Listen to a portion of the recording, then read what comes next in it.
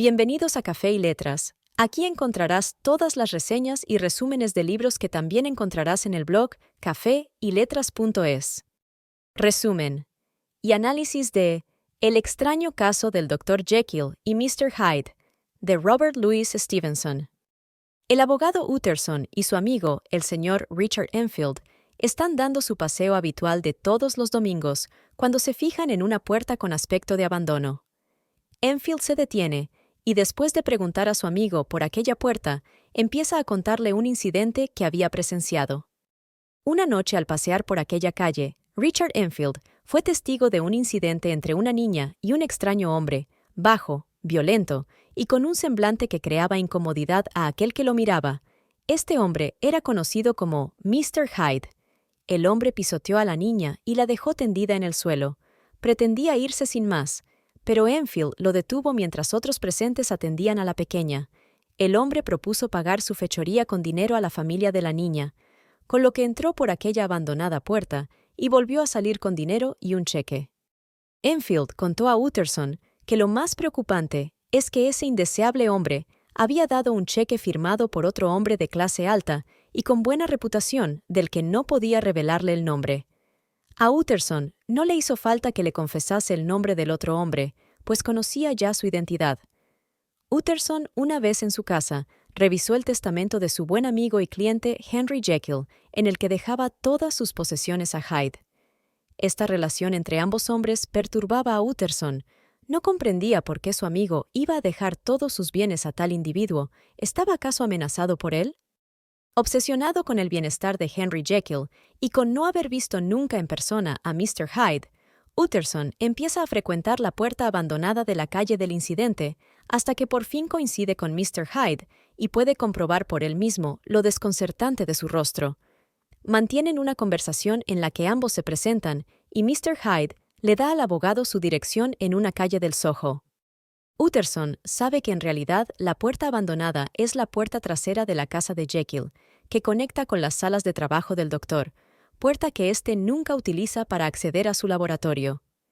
Acto seguido, el abogado acude a la puerta principal de la casa del doctor y habla con el mayordomo.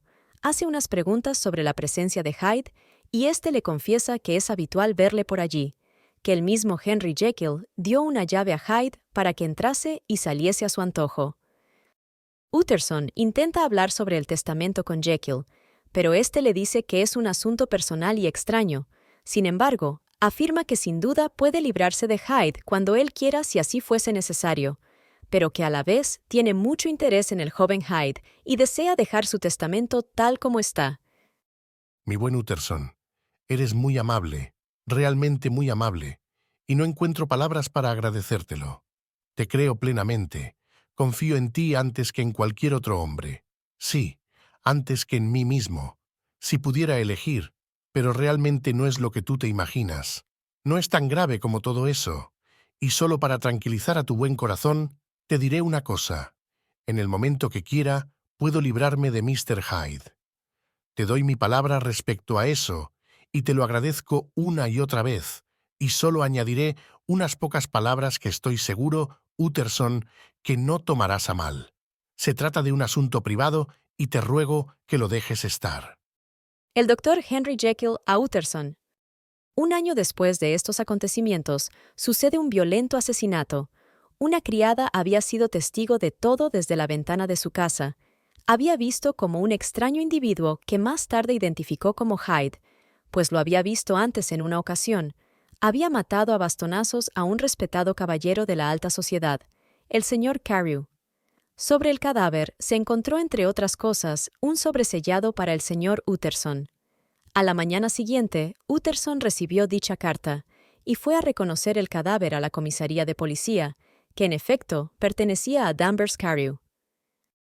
La policía le pide ayuda para encontrar al asesino, escuchó lo narrado por la criada y le nombraron a Hyde como el responsable de tal acto. Utterson acompaña a la policía a la casa de Hyde, la dirección del Soho que él mismo le había facilitado hacía tiempo. Tras registrar la casa, encuentran el arma del crimen. Desde ese momento Hyde es buscado por asesinato. Utterson va a ver a su amigo y cliente, el Dr. Henry Jekyll, preocupado por su relación con el confirmado asesino de su otro cliente. El abogado informa a Jekyll del asesinato de Carew, pero el doctor ya está al tanto y le comunica que Hyde nunca más tendrá contacto con él, que no volverá a aparecer por allí. Utterson insiste una vez más en saber si Hyde impuso los términos del testamento de Jekyll en los que Hyde quedaba como único heredero. El doctor así lo confirma. Además, da a Utterson una carta que ha recibido escrita por Hyde, en la que éste dice que se marcha, pero no hay sobre. Jekyll asegura haberlo quemado. Utterson queda bastante tranquilo con la carta, y la despedida de Hyde. Estaba convencido de que su amigo Jekyll iba a ser su próxima víctima. Utterson, en posesión de la carta de Hyde, habla con su pasante, el señor Guest, experto en caligrafía, quien después de observar dicha carta, le pide a Utterson una de las invitaciones que solía mandar el señor Jekyll y compara ambos manuscritos, llegando a la conclusión de que la única diferencia es la inclinación de las letras. Utterson llega a la resolución de que Jekyll ha falsificado la carta de Hyde para proteger al asesino. Hyde desaparece, y Jekyll vuelve a dar sus típicas cenas con amigos. Las cosas parecen haberse calmado. Hasta que un buen día, Jekyll se encierra en casa y ya no quiere recibir a nadie. Utterson intenta visitarle varias veces, pero no le reciben. Acude entonces a ver a un amigo común, el señor Lanyon.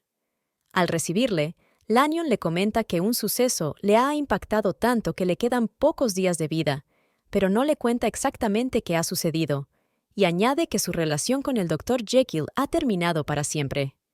Poco después, Lanyon fallece y le entregan una carta a Utterson que únicamente puede leer él. Un domingo, el señor Utterson y Richard Enfield dan su habitual paseo de domingo, cuando observan al Dr. Jekyll asomado a una de sus ventanas. Tienen una pequeña charla con él, hasta que Jekyll cambia de humor y desaparece de forma súbita cerrando la ventana. Después de aquello, una noche, el señor Utterson recibe en su casa la visita del mayordomo de Jekyll, Poole. Este está asustado. El doctor está encerrado en su estudio y más inaccesible que nunca. De hecho, Poole sospecha que en realidad el que está encerrado no es el señor Jekyll, que algo horrible debe haberle pasado y que alguien está ocupando su lugar. Utterson acompaña a Poole a comprobar sus sospechas. Poole le cuenta que el individuo que ahora habita el gabinete del doctor ha estado pidiendo insistentemente, y de malas maneras, una medicina que parece haberse agotado en todos sus proveedores. Una vez en casa de Jekyll, ambos hombres llegan hasta el gabinete del doctor y con la ayuda de un hacha derriban la puerta que tanto tiempo ha permanecido cerrada. Allí encuentran un cadáver que no es otro que el de Mr. Hyde. Utterson sospecha que éste se ha suicidado y que tiempo antes debió matar a su amigo Henry Jekyll. Buscan al doctor en todas las instalaciones, pero allí no hay nadie más. En un escritorio encuentran un sobre con el nombre de Utterson. Henry Jekyll dejó además una nota en la que le indicaba que si leía esa nota era porque él habría desaparecido. Además le indicaba que leyese la carta del señor Lanyon, que sabía que tenía en su poder, y después leyese la suya. Utterson se marcha a casa dispuesto a leer todos los documentos. Que te dirijas directamente a mi casa. Mi mayordomo Poole ha recibido las oportunas instrucciones. Lo encontrarás esperando tu llegada acompañado de un cerrajero. La puerta de mi gabinete tendrá que ser forzada, y tú entrarás solo, abrirás la vitrina marcada con la letra E que está a mano izquierda, rompiendo la cerradura si estuviese cerrada, y sacarás, con todo lo que contiene, tal como esté, el cuarto cajón contando desde arriba, o lo que es lo mismo, el tercero desde abajo. Estoy tan angustiado que tengo un miedo enfermizo a que no entiendas bien mis instrucciones. Pero, aunque cometa alguna equivocación, reconocerás el cajón de que se trata por su contenido. Unos polvos, un frasco y una libreta. Te ruego que te lleves ese cajón a tu casa en Cavendish Square exactamente como está. Esa es la primera parte del favor que te pido. He aquí la segunda. Si te pones en camino en cuanto recibas esta carta, estarás de vuelta mucho antes de medianoche. Pero te dejaré todo ese margen, no solo por miedo a uno de esos obstáculos que no se pueden evitar ni prever, sino porque, para lo que queda por hacer, es preferible que sea a una hora en que tus criados estén acostados. Tengo que pedirte, pues, que a medianoche estés solo en tu consultorio, que personalmente dejes entrar en tu casa a un hombre que se presentará en mi nombre, y que pongas en sus manos el cajón que te habrás llevado al gabinete. Con ello, habrás desempeñado tu papel y ganado toda mi gratitud.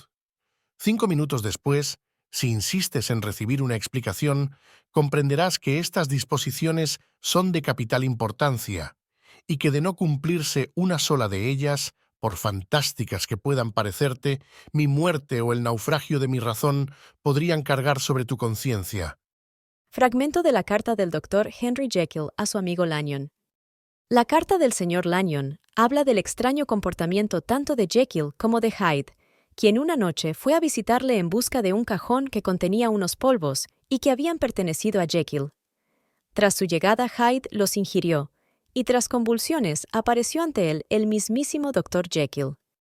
Por último, en la carta de Jekyll, este mismo habla de la dualidad de su personalidad y de la incompatibilidad de ambas en la sociedad, para lo que el doctor había encontrado una droga que le permitía ser dos personas diferentes y llevar dos vidas paralelas, pero conforme pasaban los días la personalidad de Hyde iba sintiéndose más libre y sus fechorías iban a peor. La maldad de este ser le llevó a cometer el asesinato de Carew. Cuando Jekyll decide no volver a tomar la droga para pasar a ser Hyde, se da cuenta de que esta personalidad ha cogido tanta fuerza que la transformación ocurre de forma repentina. Y sin necesidad de la droga, por lo que pasa a necesitar la droga para volver a convertirse en Jekyll. Sin embargo, las transformaciones espontáneas no cesan, y es por eso que decide encerrarse en casa. Lo que es aún peor, la droga que consume se acaba. Es incapaz de encontrar otra igual, y pasa sus últimos días con la forma y personalidad de Hyde. Análisis. La obra de Robert Louis Stevenson nos habla de la dualidad del ser humano, de la imagen que mostramos a la sociedad que está regida por ciertas normas y las partes de la personalidad que quedan ocultas y van en contra de lo que es correcto. En la novela, el Dr. Jekyll propicia a través de una droga que ese lado oscuro de su personalidad salga a través de Hyde. El problema es que disfruta siendo Hyde más incluso que siendo Jekyll. La personalidad de Hyde queda libre y cada vez ocupa más tiempo y va desarrollándose hasta llegar a cometer un asesinato. Cuando el doctor quiere darse cuenta, es demasiado tarde y en su conjunto domina la personalidad de Hyde. Aunque Jekyll sienta remordimientos y miedo a que su reputación se vea afectada, no puede parar los impulsos de Hyde. Esto me hace recordar aquella leyenda cherokee sobre dos lobos. Un anciano cherokee le cuenta a su nieto que todos los días en su interior, como en el interior de todos los humanos, dos lobos libran una batalla. Los dos animales son opuestos. Uno simboliza el bien y otro el mal. Cuando el joven le pregunta a su abuelo ¿cuál de los lobos ganará la batalla?, el anciano contesta: aquel al que tú alimentes. En la novela vemos esto reflejado en los físicos de ambas personalidades, aparte de relacionarlas con el bien o lo socialmente correcto y con el mal y los deseos más oscuros del alma humana. Vemos que el doctor es un hombre alto y bien formado, mientras que Hyde es de pequeña estatura. No se ha desarrollado tanto como la personalidad socialmente aceptada, y algo deforme, tampoco tiene unos rasgos concretos ni identificables. Encontramos también una crítica a la sociedad burguesa de la época, a guardar las apariencias en sociedad. Esto queda muy bien representado, no por un personaje, sino por la propia casa del Dr. Jekyll. La casa tiene dos puertas. La primera es la puerta principal, la que utiliza Jekyll, la que atiende el mayordomo, por la que entran todos los invitados, respetados en sociedad, a sus fiestas privadas entre amigos. La segunda puerta da a un oscuro callejón, está dejada y da la sensación de abandonada. Es la puerta por la que entra Hyde, la puerta de atrás, la puerta que nadie más utiliza. Incluso algunos personajes de la novela desconocen que ambas puertas pertenecen a la misma casa. Curiosamente, es Utterson el que desde el principio conoce que las puertas pertenecen a ambas a la casa de Jekyll, y es también el que es conocedor de los excesos que su amigo tenía en la juventud y que había dejado atrás. Hyde y sus deseos oscuros se relacionan con las clases bajas, directamente vinculadas con los vicios y lo moral y socialmente incorrecto para las clases altas. De ahí que Hyde tenga una vivienda propia en el barrio del Soho, en aquel momento habitado por la clase baja londinense. Gracias por acompañarme en este audio y no olvides suscribirte.